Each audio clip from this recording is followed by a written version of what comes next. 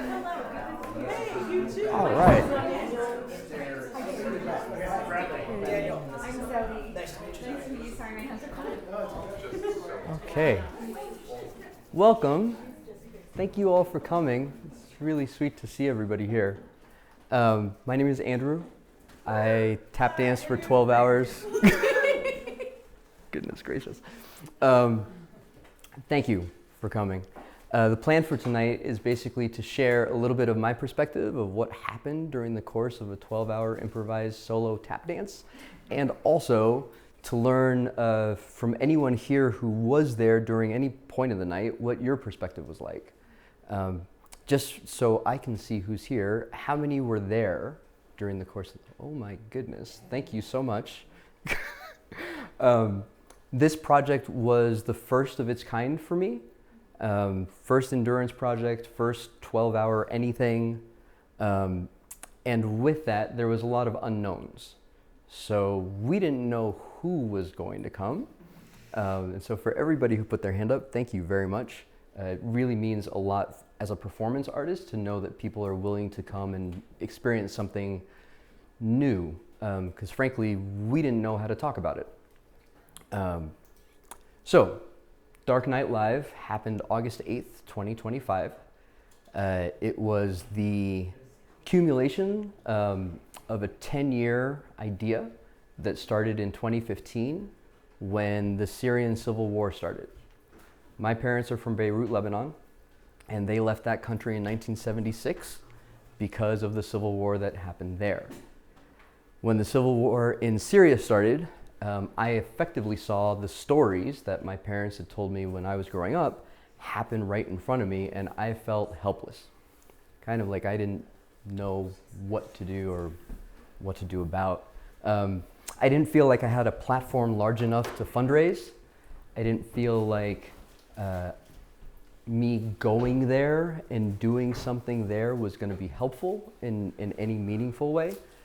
And the thought came to my mind, yeah, but you can dance for a really long time. And that was literally the start. I started sketching out ideas for what a 24-hour event would look like. I started calling friends, band members, musicians, anybody I knew. I was in New York City at the time, so there were lots of people. And I started talking with folks about what this could look like, and every time I had a meeting, it turned into something like a fundraiser for a cause for Syria. And for whatever reason, that didn't sit right with me. There was something about just holding space that I wanted an endurance piece to do. Not necessarily just activate folks for a particular action, but just create a space and allow the freedom of whatever came up for someone to do what they wanted to do after that. So I didn't want to be too heavy-handed. Well, it took 10 years, a global pandemic, and me landing in Boise to find the material and the team and the place to have this kind of idea come to life. So in 2019, I burnt out. I was running an arts organization in Vancouver, British Columbia, and moving from being a freelance performing artist to becoming a full-time administrator is a significant shift. As a freelance performing artist, you wait for the gig and then you go full tilt, and then the curtain comes down and you know you're done. Well, as a full-time administrator, the curtain never comes down and you're never done. So within a year, I was burning out because I was waiting for the curtain to come down. And I bought a ticket to come to Boise to visit friends. It was going to be my first vacation in a year and a half for March of 2020. Thank you for remembering.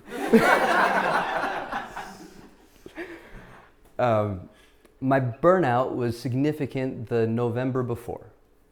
So November of 2019, I'm having significant physical symptoms on account of burnout. I buy my ticket December. I'm like, I'm gonna get out of here for a time. And I buy my ticket in December for March. March rolls around I hop on a plane the day before they close the border between Canada and the US, and I land in Boise. My friend, who was going to host me for a week, hosts me for a year. I end up in counseling, in listening groups, and I find the work of Dallas Willard, who's a philosophy professor from USC, specializing in effectively spiritual formation, how we become who we become. And by reading his work, I learn of St. John of the Cross, who coined the term the dark night of the soul in the 1500s. His book is a poem and his explanation of what the poem means. It's not a book about the dark night of the soul. It's a book about a poem about the dark night of the soul, which is really fascinating. And St. John of the Cross's explanation that his ideas become kind of the organizing factor around this piece. I'm talking with friends. Have you ever gone through this? Yes. I'm thinking about doing a thing. Can I be a part of it? And over the course of 5 years, a team of 12 artists come together. We start preparing in the summer of 2024, when, after teaching for a season at Trika, which is an arts preschool in the North End, I go to John, the artistic director, and I say, hey, I have a project, and I think your space might be really cool for it.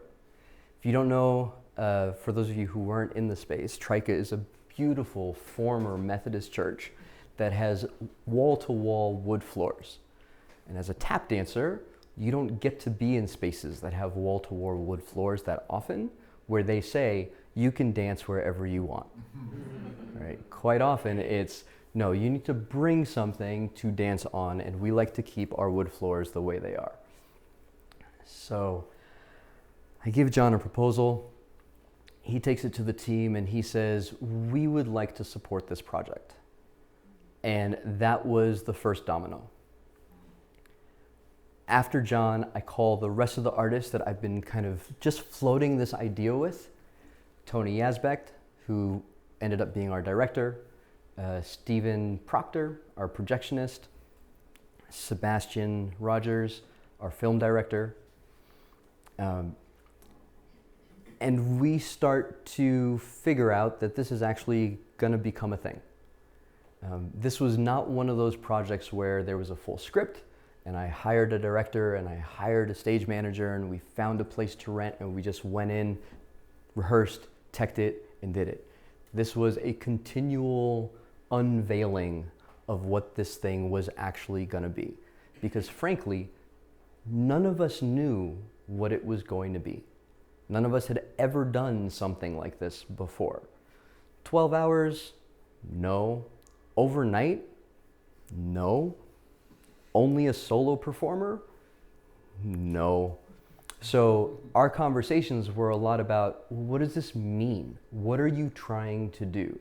And because I was the one who had kind of sat with it the most, the conversations would be questions to me, answers back, more questions, questions back, more answers, and kind of just ended up being a team of teams. So we had a group of artists working effectively the live event, a group of artists working documenting the live event, and a group of artists helping navigate caring for people in the live event, front of house, in the space, communications, and the like.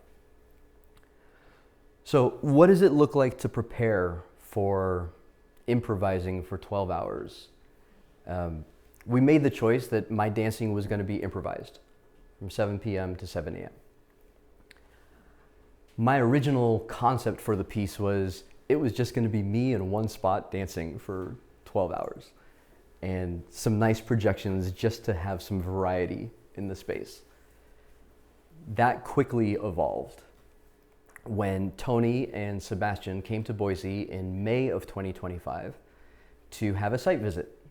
We spent 2 days in Trika and ended up with a full script. These are scenes now. I'm moving throughout the space. I'm going to be dealing with props. And my dancing is not going to be set. So where I am is going to be set. The point in the night might be set. But the actual words, if you will, would not be. And knowing that framework, that kind of carved out how I would prepare. So I decided, because in the dark night of the soul, you normally don't get preparatory time for one, that I would not change how I normally prepared for shows. So any kind of resistance training, flexibility training, cardio training, anything that I would normally do for a show, I would do, but nothing extra. So there was no specific endurance training that I decided to schedule out and commit to. I did try, at least my best, to shift my eating schedule. I normally eat dinner around 8:30. I figured that would not be the best thing to continue, because 8:30 is like right in prime time for this gig. So I tried to move it up a couple weeks before to about 6 o'clock. I figured if I eat at 6, that would mean I'd get hungry around 6 on game day, and then I'd be able to be done with all that entails by the time 7 o'clock rolls around, and I'd be free for the next 12 hours. I also did less tap dancing than I would usually do in preparation for a show. And that was on account of the fact that when you improvise, you want as many ideas in you as possible. And you have time then to get them out. If you're practicing improvising before you have a show that you're going to improvise, those ideas are out of you already. So my preparation looked like me sitting on a couch, going over the script, doing emails, working with my team, but my feet like not moving. So that come showtime, whatever I had in me was there and was ready. I did start a kind of spiritual preparation. That word used like that is a little bit odd for me, but this was me trying to prepare myself for what I was about to do. And I did that by inviting a friend of mine, Mike Freeman, who's a local pastor here, to read St. John of the Cross's book with me and discuss it. So every 2 weeks, he set a syllabus. We had reading assignments to do, and every 2 weeks we'd sit down and we'd just talk about what we read, what came up, what was striking, what was new, what we had assumed this meant, and what St. John of the Cross was actually proposing. And there were differences between what Mike saw and what I saw, what St. John of the Cross was talking about, and what we were kind of bringing to the table. And that exercise deeply shaped how I approached the night. I had hoped to be done the book by the time the show happened. The schedule didn't work out that way. We ended up in the middle of the book when the show happened.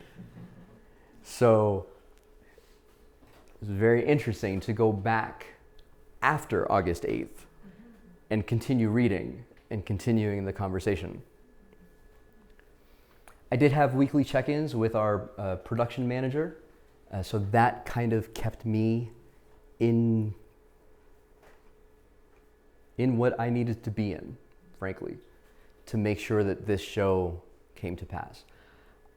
Besides wearing kind of performer hat, I also wore the producer hat. So depending on what conversation I was having was kind of which hat I was wearing. This is myself, Tony Yazbek, and Sebastian Rogers at the first time that they ever saw Trika, which is in May of this past year, May of 2025. This is what our script ended up looking like. We had established scenes from 7 p.m. to 7 a.m. We decided that I would be improvising all the dancing. And my goal was to have no bathroom breaks, no food or water, and no communication throughout the night. Darkness, right? And isolation. And a kind of denial of the senses, if you will. So that I wouldn't have the freedom to say, we're gonna pause this experience for a moment. I've gotta take care of something and go do what I need to do and then come back. About a week before our event, a friend of mine who used to run ultra marathons in the Himalayas sent me a link to a world record that had just been set by a Bharatanatyam dancer that danced 172 hours straight. And I'm looking at this and I'm going, well, I don't feel so special.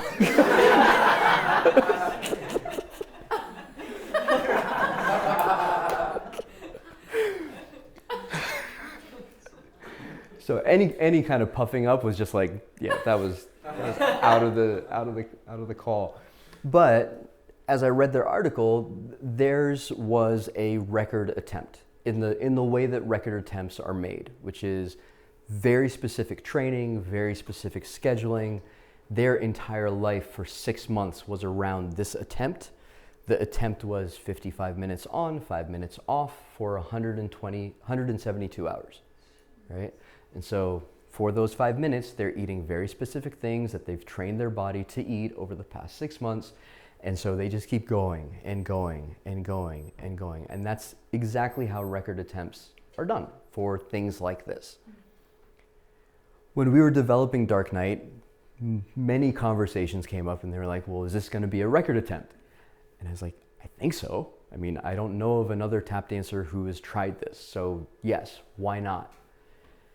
But in talking with the Guinness Book of World Records, my understanding and my experience with them is that record attempts are about the record attempt. And this project was not. The heart of this project was to create a space for others to experience what it might be like as a metaphor to go through a dark night of the soul. And to make that space safe enough that if they have, that they would be willing to share, or at least bring that out. So, no record attempt for me. Definitely not 172 hours. So we get into the space on Wednesday, August 6th. We transform Trika from an open space into what we think is going to become an immersive theater experience. We are making sure that the props that are there, we don't bring anything in. Everything that we use is from Trika. It's all in the space. So Tony is one of those directors that whatever is there is what makes the thing the thing. So there are tables. That means that Andrew's going to be dancing on tables. There are mirrors. That means Andrew might be interacting with mirrors. We bring in pipe and drape to try and create a space that's more focused on the things that we're doing than distractive. We install projectors to illuminate the space. And we spend a day attempting to create what we're going to invite everybody into. We spend the second day doing the same. So we start at noon. The film crew is going to get close-up shots, things that they won't be able to get during the course of the actual event. And we give ourselves 3 hours to get through a 12-hour event. We are not going to run this whole thing in real time before it actually happens. It takes us 6 hours. Things come up, question marks, am I going here or there? What's going to happen in this scene? Can we do something different? We effectively have a team of teams. There's a film director, there's a live experience director, there's a live stream director. So every director has a thing that they need to attend to make sure that what their contribution to this is actually comes to pass. And every time one question comes up, it affects every other part. And so the analogy that we come to for our team of teams is a body, in that we have to operate as one single unit, knowing that we are different parts, and knowing that we have different responsibilities, and knowing that our responsibilities will affect one another. It takes us a second to get there, but we do. Around 6:30 on Friday evening, we make a circle. The circle includes everybody from the Dark Knight team that's been working on the project since Wednesday, and our security guards that are going to be helping make sure that we're all safe at 4 o'clock in the morning. Our caterer, who's going to make sure that we're all, well, everybody else is fed at 2 o'clock in the morning. And earlier that day, I was listening to St. John of the Cross's book. I have a fond practice of listening to a book that I'm also reading. And so I listen to it in the background, and I read it separately, intentionally. And so sometimes I start recognizing the words. And it's kind of like listening to old stories and then having the reference of the story that you wrote down. So I'm just listening, and we come across this quote. One who is learning fresh details in art always proceeds in darkness and receives no guidance from his original knowledge. For if he left that not behind, he would go no further, nor make any progress. That's the only mention of art in the entire book. And I heard that Friday afternoon. And so I brought it to the team and I said, listen, I think this is what we're doing. Right? And so for all of us, this became a kind of practice to disregard the things that we already knew. As a tap dancer, I grew up in a very strict tradition. To be a tap dancer and to be a good one is to dance in a particular way. You don't do these kinds of things. You do these kinds of things. And the kinds of things that you do and don't do have to do with creative choices often. And here I was going into a 12-hour improvised situation in which I didn't know the kinds of creative choices that I would be called to make or would actually end up making. And so there was a question in my mind that came up during the night, and I'll let you know when, of would my teachers be okay with these kinds of choices? Right? Yeah, big question. For anybody who's been inside of like a intimate apprenticeship or intimate mentorship, those questions can be jarring. So we begin. 7 p.m., it's still light out. I start dancing before anybody walks in. I want folks to experience not the start of the thing, but the fact that this thing is already happening. Much like if you were to bump into a friend who's experiencing a dark night of the soul, it's never at the start. It's very rarely at the start, I think. It's always when it's already in process to some degree. Right? And this looks like a lovely image. The light's out, there are people in the room. I'm excited because people are showing up. Right? And the room is starting to fill. And I start dancing right at 7 o'clock. There's an orange clock right above the pipe and drape in the picture on the left. That's my only reference to time for the night. I try to ignore it as much as I can, but for the start and for a couple of scenes throughout the night, I pay attention to it. And once I start dancing, I choose to start medium swing. Something nice, classic.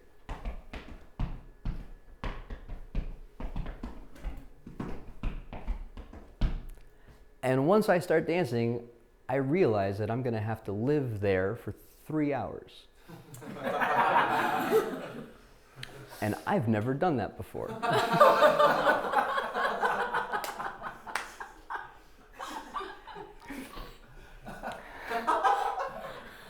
I did dance for 3 hours before, but never in one theme. And one of the ways that I had kind of thought that I would navigate this night was to just deal with different themes at different points in the night, different rhythmic themes at different points in the night. Maybe I could swing for an hour, and then maybe I could do something like straight and fast for 15, 20 minutes or half an hour, and then maybe I go back and forth. But once I start, I realize that that's going to be practically impossible because I don't have the variety to keep people's attention for that long in one rhythmic idea. Most of the time, even in a long solo, something that's like 5 or 6 or 7 minutes, I'm jumping through every rhythmic variety that I know and every kind of way of making it interesting so that it feels full. Well, now things are going to feel very, very sparse. And I realize that fairly early. The next move I'm supposed to make is to the far end. You can see the far door in that photo. The sun is going to set there.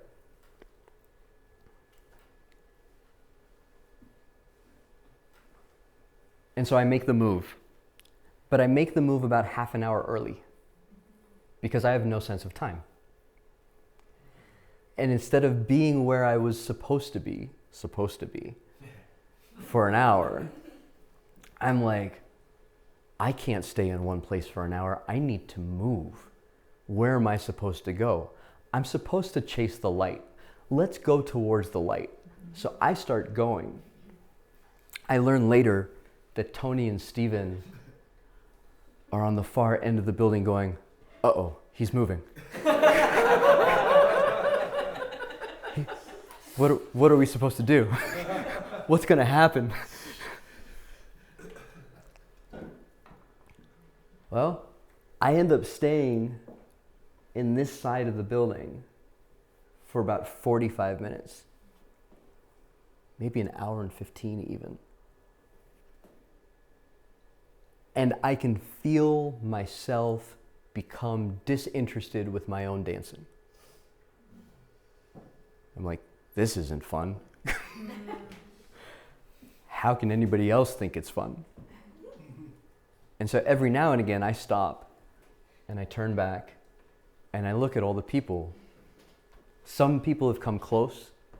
They've come to where I am. Others have decided to be in a place in the building where they can only hear me and not see me. About halfway through, and the sun sets really slow. If you've ever actually tried to sit and like watch it, it sets really, really, really slowly. So every now and again, I'm turning back, and then I go dance, and I turn back, and I go dance, and I turn back. And from my perspective, the number of people that are there is becoming less and less and less. And that's not a good feeling, because it's still really early. And at one point, somebody yells out, "You can do it!" And I'm sitting there going, the sun's still up. What do you mean I can do it?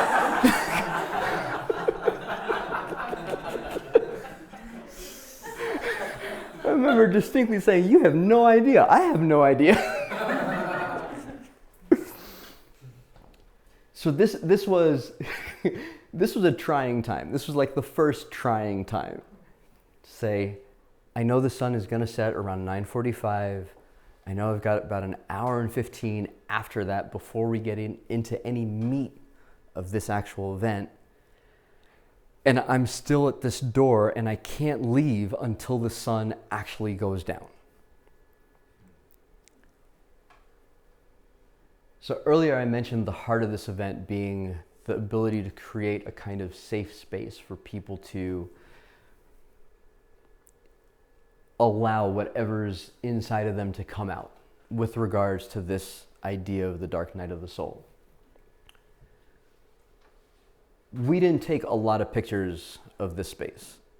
This is one of maybe a handful that our photographer took, and Ben Tobin, who's a phenomenal photographer, took 7,000 images that night, which is more than he's ever taken, and we broke his color correction process because the light shifted so dynamically in every scene over the course of the night that he couldn't batch process the images. That's a side note. This is what we called an area for reflection, or space for reflection. We had 3 prompts. It was private, secluded from what was going on the rest of the evening.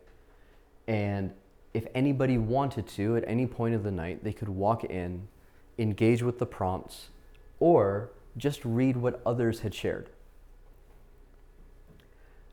I'm sharing this with you because this was happening without me knowing, right? It wasn't in my field of view. I couldn't see and wasn't necessarily paying attention to when people would go back there or when they would come out. I had my own things to worry about. But later in the night, I do go in. And so it's just for you to know that this was kind of a whole nother thing that was happening. That if a visitor came and didn't go in there, they'd have one experience. If they came and they did pass through this area, might be a completely different experience. The sun finally sets. It's around 9:45. And I go back to the middle of the space. I look at the clock. It's around 9:45. And I realize I've got a long time to go.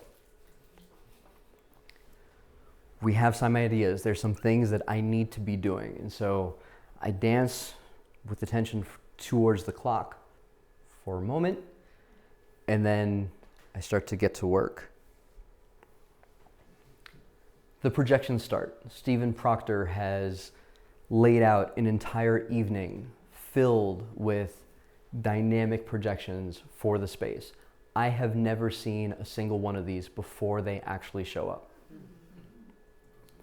And so whatever I see, I'm kind of like, oh, this is interesting.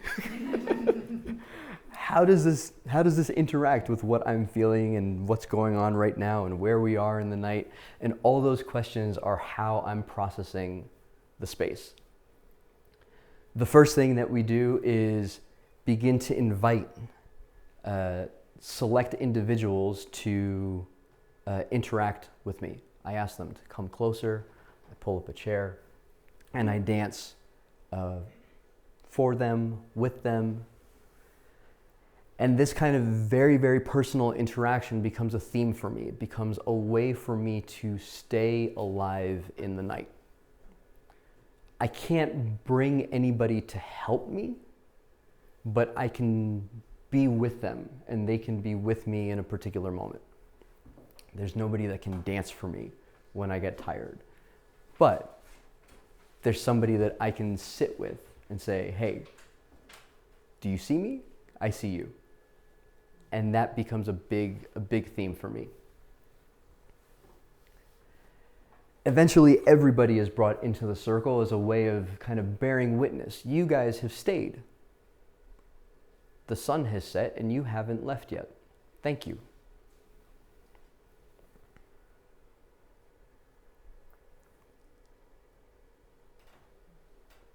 New projections give new inspiration. These squigglies gave me something to chase. As the projections kind of animated, the squiggly lines literally gave me something to chase on the floor. And the idea of chasing light became a theme for me. if ever I was just kind of stuck and didn't know what to do, like, where's the light? Let's go towards the light. And I learned later that once Steven and Tony saw that I was chasing the light, they started to pull up projections and animations that would help inspire me to move differently.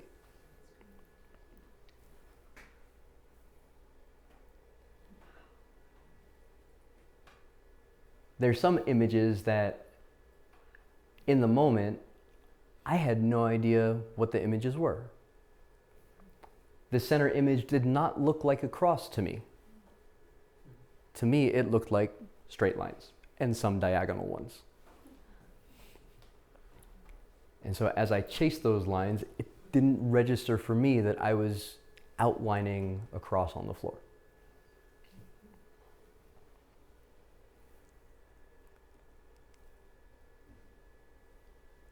In the middle of this scene, the projections go down and an exit appears in the corner of the venue. It's outside of the circle, but it's available to me.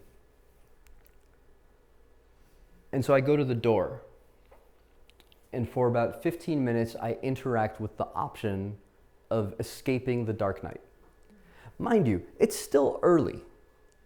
We haven't gotten to 11 p.m. yet. Right? We're still effectively entering the experience. And there's this option. Now, from my perspective, I open the door and I see a camera guy right there.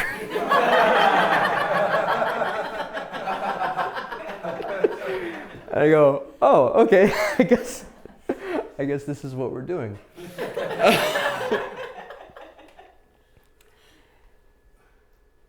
There was someone who attended the night. Upon exiting, Sebastian Rogers, our film director, was offering an option for people who attended to be interviewed. And someone who took the option to be interviewed shared with Sebastian that this was the most poignant moment for them of the night. I won't share their story because I don't think it's really my place to do it. But I didn't really know how much meaning this would have for folks. Right? That the idea in St. John's book, there is this talk about the choice to endure a dark night of the soul for us, for our team, that became the central organizing factor. That was the thing that we could center this entire piece about that made it a thing. Choosing to endure is something that we all can do. Right? We can also choose to escape. And in St. John's book, he talks about the short-circuiting or the shortcutting of the formation that happens during the dark night of the soul. That if you choose not to endure, in whatever way that looks, then whatever can happen in a dark night, which for St. John is the proposition of experiencing love in a way that is devoid of sensory requirements, that doesn't come about. It's a challenging proposition. But this was the moment that we got to honor this idea and this very real temptation to say, I don't want to do another 8 hours of this. Right? I kind of know what's ahead. I've already felt bad. Right? People have already left. I got 8 more to go. Right? And in reality, we don't, I had it easy because I knew that at 7 a.m, we were going to be done. Whatever happened in the meantime. In reality, we don't know. Right? There isn't a scheduled ending, as it were. So we make it past 11 p.m. Thank the Lord.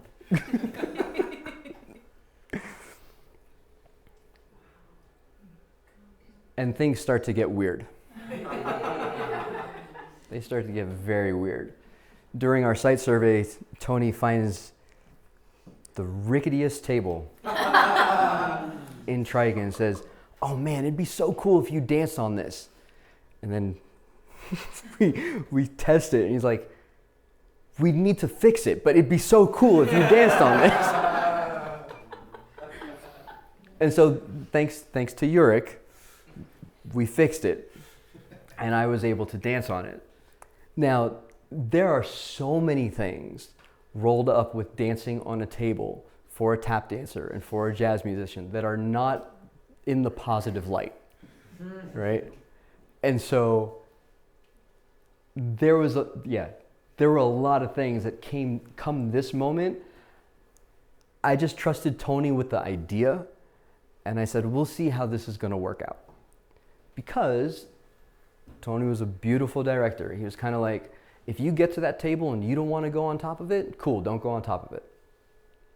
I said, oh, so I have every choice is available to me, which is really, really sweet as an improviser.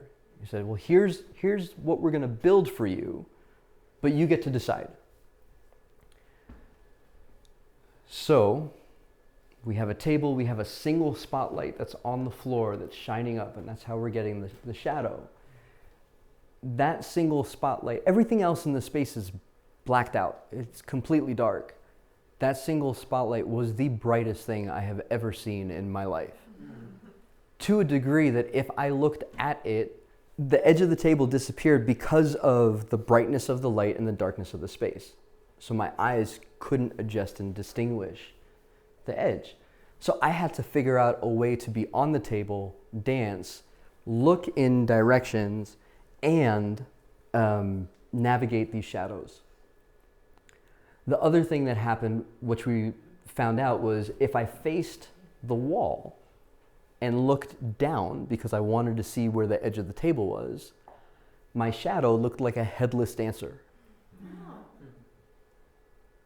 Which could be a creative choice.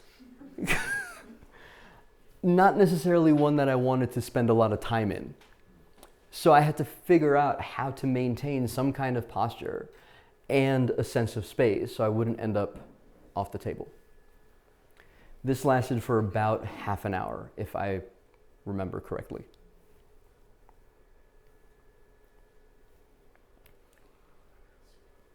That's what I looked like after.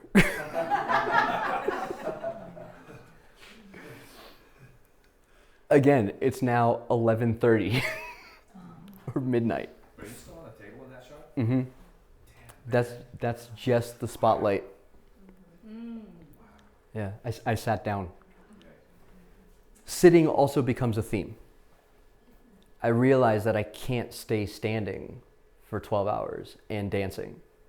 So I take time to get myself up on this table, to stand up, and I try and make a thing out of every moment that I can. High drama, except at 11:30, 11:45, there's probably 10 or 15 other people in the space. So it's high drama for me and whoever is there. But it's not like high drama for a crowd of people to participate in, right? Which is a different dynamic, I found. After the table, I take my first and only pass into the area of reflection in the middle of the night. My image and my journey through is projected on the wall for anybody in the space to see. You can see it's not a lot of people there. I'm supposed to spend half an hour in this space, interact with what I'm reading, dance it out, so to speak. I spend 5 minutes. I can't bear to carry what I see written on the walls. It is so generous and so vulnerable and so honest that it feels like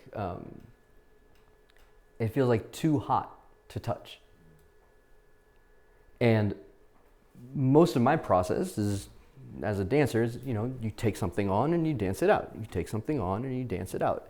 And I could not take this on. I broke down for the first time in the night. I started bawling and I danced right out of that room. I was like, thank you very much. We're on to the next scene.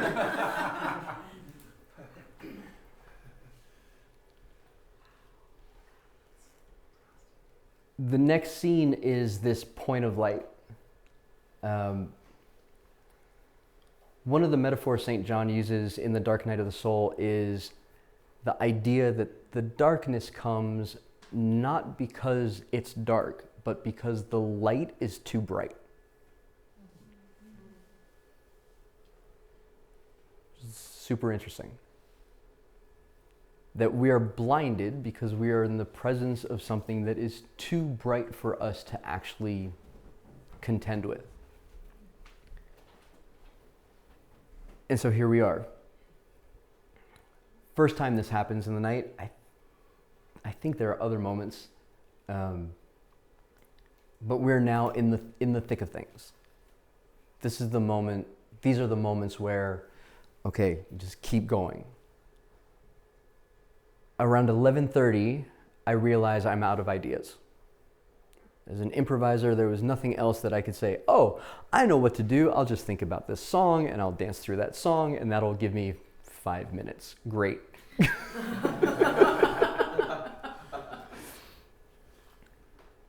And so the next thought that comes to my mind is, well, just keep going. Just do something and let your feet carry you. The idea being that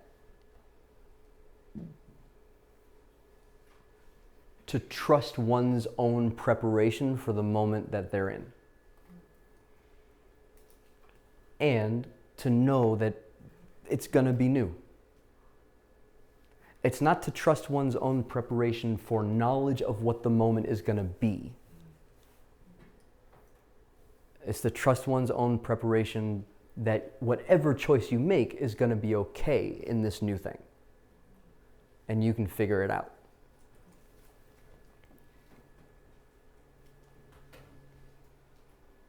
Then you go to hell.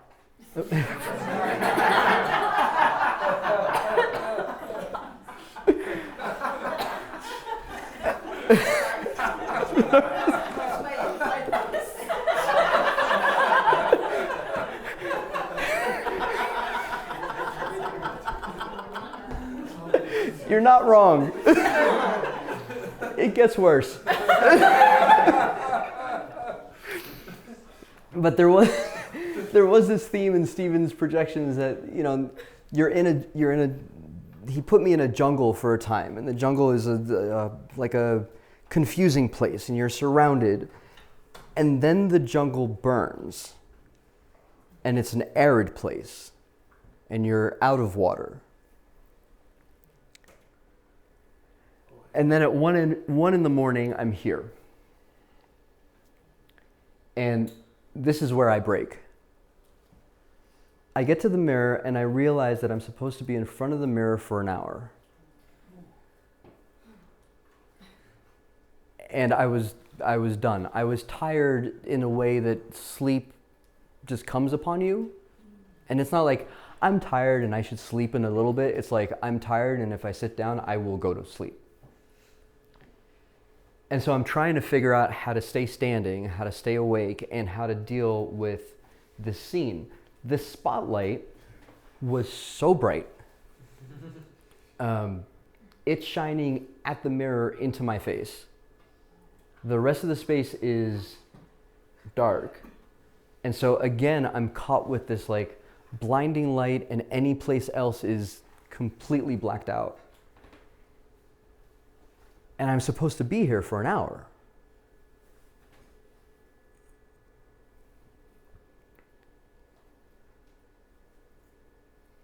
And at one point, I couldn't do it anymore.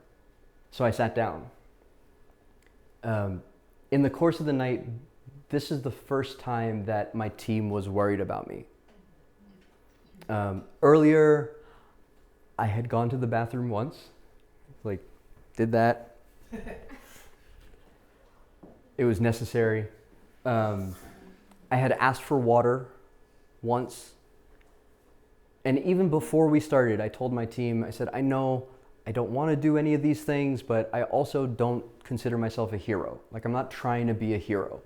So if you see me and you're like, you need to drink this, like, it's okay. Do that.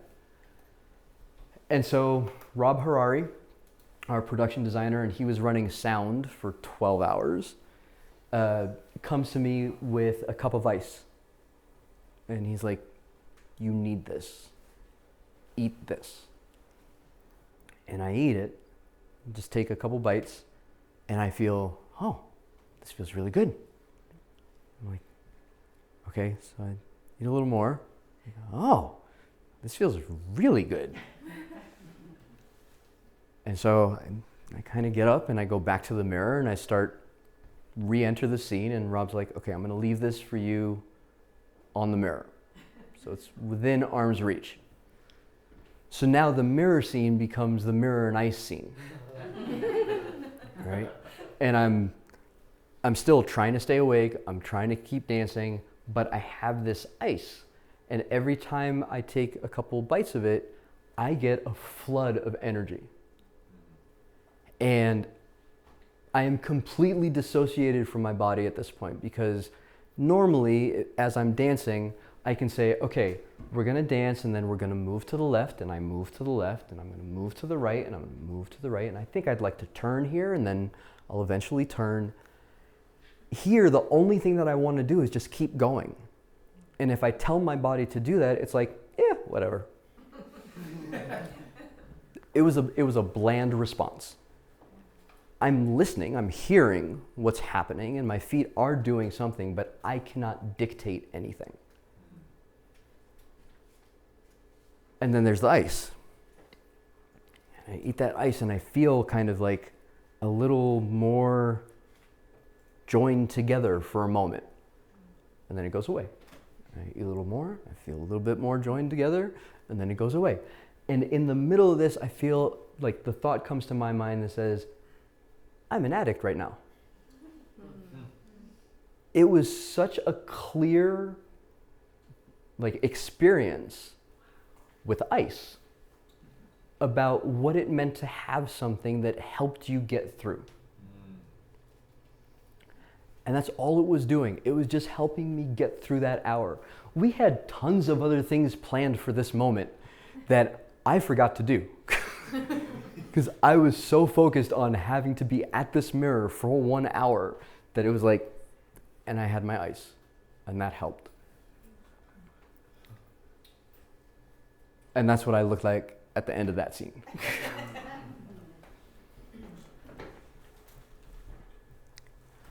I moved from here to the pew.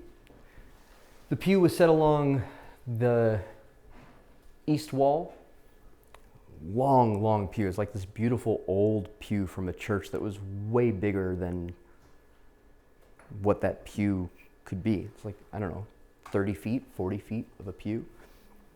I'm on one segment, and the guiding direction for this moment was, act exhausted. I'm like, this is gonna be easy. No problem. We've got this. And thankfully, I now have water, an electrolyte drink, and ice with a couple of blueberries sitting on the bench next to me. And so I get to sit and dance while sitting. I realize that if I actually sit and don't move my legs for too long and don't actually extend them, they will cramp up and I won't be able to continue. So I find myself doing like these weird lower leg extensions and then trying to get up and then sitting back down. And ice, electrolyte drinks, water. But this time, as I'm kind of taking these resources, they actually feel like comfort, not like fuel. And it's only a couple minutes away from when I was at the mirror. And I'm sitting there going, this is really weird. Like, why did it change? It's the same thing. I need them for the same reason. I'm trying to get through this thing. but they're not giving me the same feeling.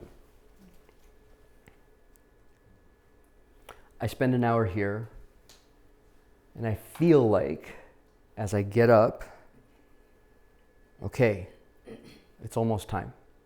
We're in final stretches, whatever that really means. For 4 hours. For 4 hours. We have a moment that we called in our script a false sunrise. Depending on when we were talking about it and who was in the conversation, this was sometimes a false sunrise or a glimpse of heaven. At some point in the dark night, there are these glimpses. You get something that shows you what it might be like on the other side.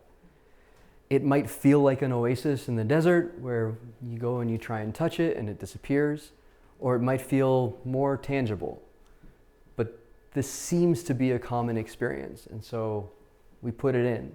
And it was a breath of fresh air to have light in the space again, and to have like, oh, okay, I just get to sit with this for a second and hang out, and to feel like that's what it might feel like at 7 a.m.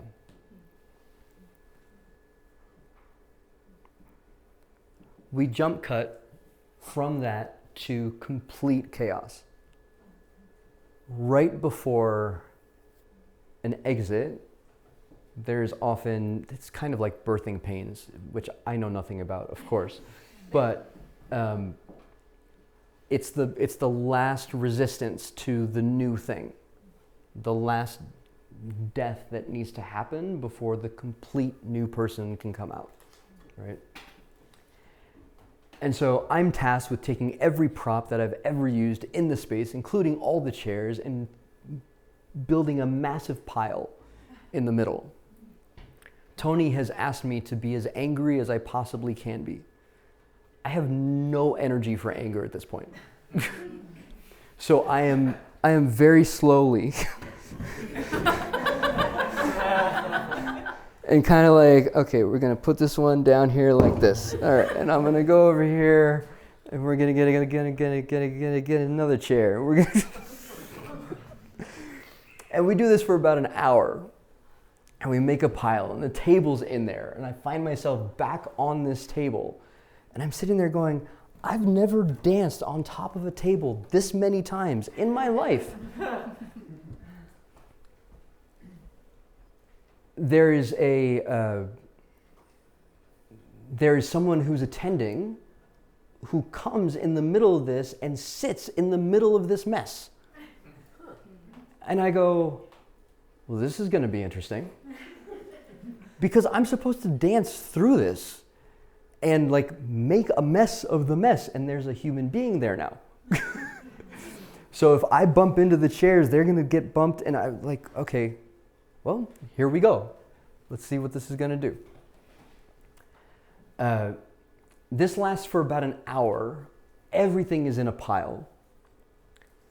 I go around. There is one chair that is not being used. It's next to somebody who is sitting. I flirt with the idea of getting that chair. And I say, all right, I'm going to come back to that. I'm going to go to the pew. I'm going to sit down for a second. I'll get back up. I'll get the chair. We'll start another chaotic round.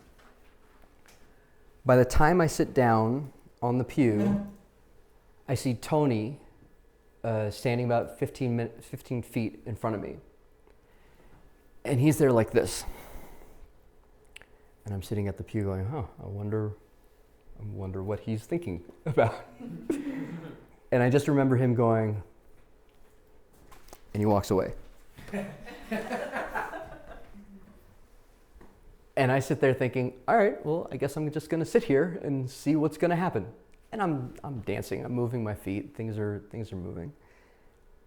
And next thing I know, I'm looking down at the floor, and I see a candle being placed at my feet.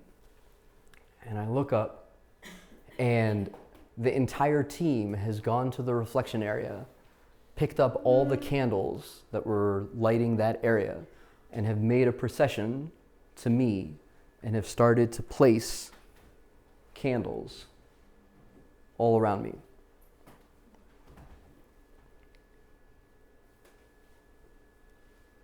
This is the second time I break.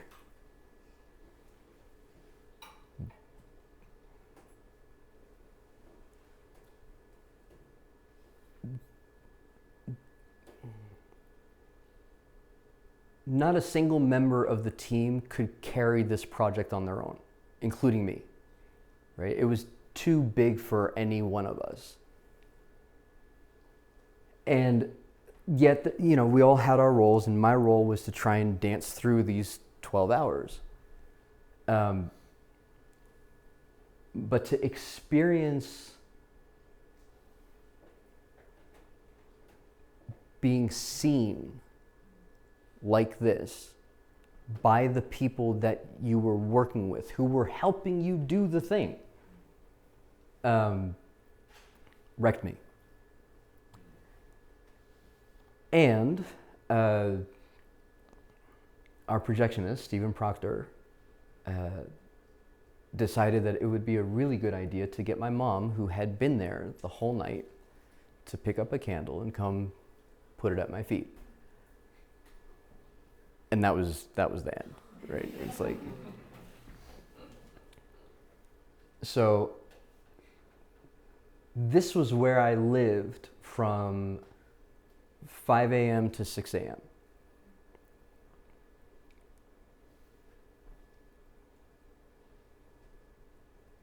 And I don't remember much of what happened here. I remember the candles being dropped. I remember seeing my mom come. But if you asked, and I remember, like, I look and there's two videographers and a camera guy, and I'm like, this feels so weird. And I'm lucid the whole time. But I'm not present in a way that dictates my actions. Right? 6 o'clock rolls around, and the light begins to crack. The sunrise that morning was not stark. It was really, really soft, which was super interesting because we want like the blazing rays of sunlight to crash through this beautiful window, and the sun's going, yeah, just boop. We're gonna wash you. Around, I remember this gentleman was there. He was on his phone and had a cup of coffee, and I was like, "What's going on? What are you doing?" I see more people start to come in. I'd known that there were some reservations for the 6 o'clock, 6:30 time frame. Like, didn't know what that would feel like, but it felt really, really good to see folks walking in. And now I'm eyeing the clock, right? The clock is right over here. I can see it from where I am. And I can see it start to tick away. 6, 6:05, 6:10, 6:15. I don't remember when I first stand up. But I do remember thinking, okay, here we go. We're gonna get to the end. And I stand up and I start to make the rounds. And I make a point to go to every individual and to dance for them, with them, in the same way that I did at the beginning of the night. They were the ones there at the end. By the time I make it all the way around, it's still not 7 a.m.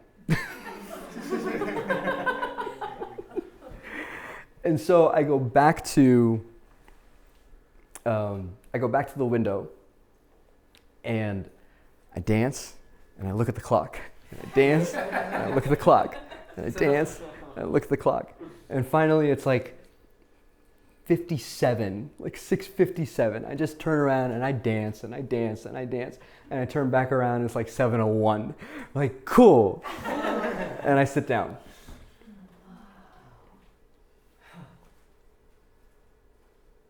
And the first thing that happens is Sebastian Rogers comes up to me and interviews me.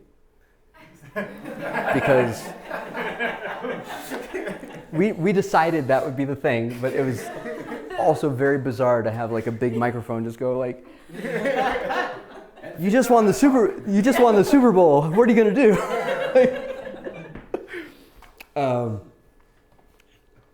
Part of the script was I was supposed to take off my shoes.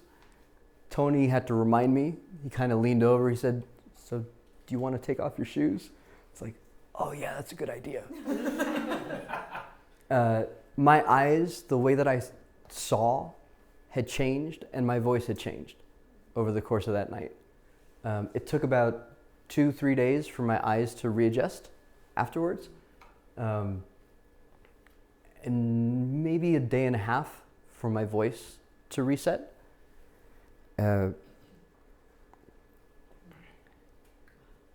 But that was the end.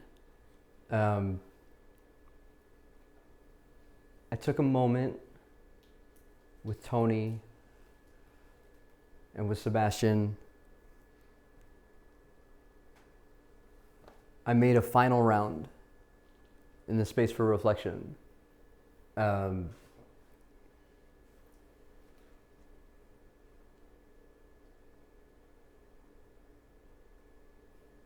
Yeah, there's nothing really to say.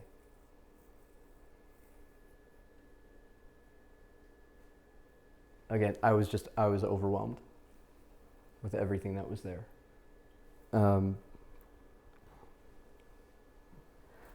We spent about half an hour reconnecting with the folks who were there. Hi, thank you for coming. My team had to break down everything that we had brought in. We did not leave the space until 11 a.m. Everything was clear, the doors were locked, food was gone, and we left. It was 11 a.m. and at 11 a.m.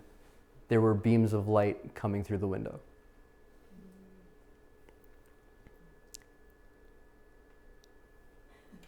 We spent the day away from each other.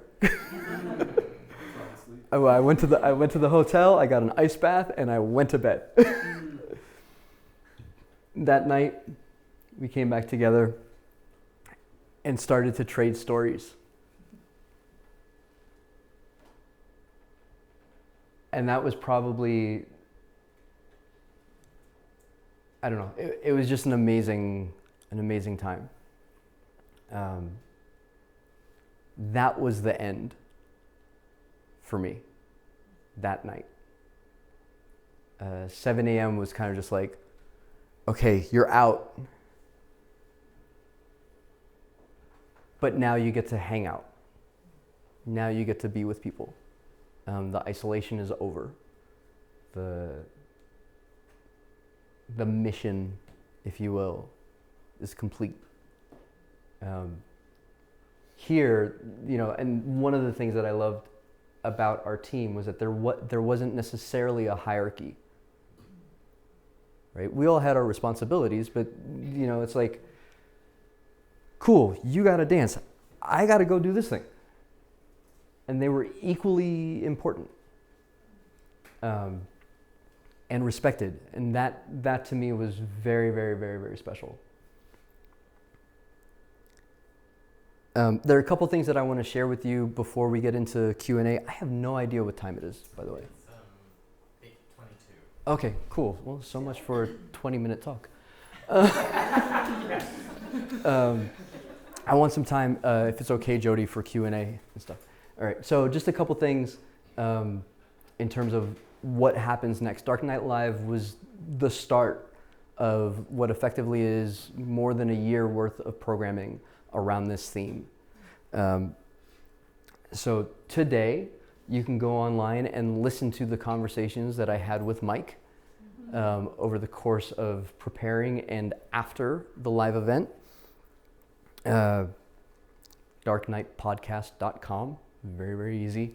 Apple, Spotify, and YouTube, although I'm not a Spotify fan, so feel free to avoid them.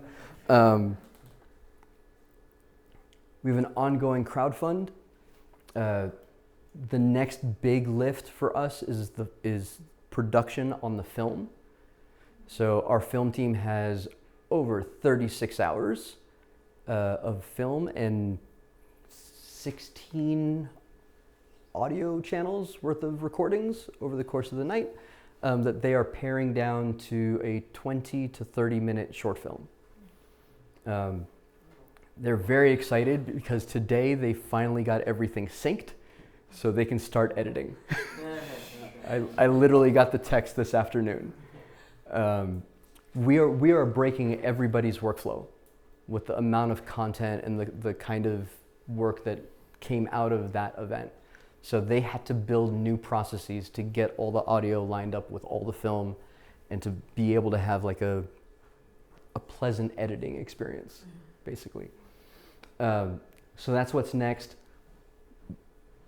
Following the film, we want to have a gallery style photo book featuring some of the images that Ben took. And then on the back end, an actual course for anybody who's interested in really diving into the idea of the Dark Night of the Soul and the propositions of St. John of the Cross. This would not have been possible without all of these folks. Thank you, Donna from the Inn, Surel's Place, of course, Jody. Yeah, who else is here? Nobody else is here. Okay. I know Rob's online. Our team was phenomenal. They're all listed on the website. All the credits are on the website because I will forget someone if I try and list everybody. So Yurik is here. Elliot is here. I don't remember your name. Zoe is here. Nicole is here. These are folks who came in and like tightened this whole thing up at the very end. So Elliot and Zoe were on the film team. Nicole and Yurik did like everything anybody else didn't do. Right? And thanks, including the blueberries and the table. So yeah, and this is it. This is what we got. Thank you very much.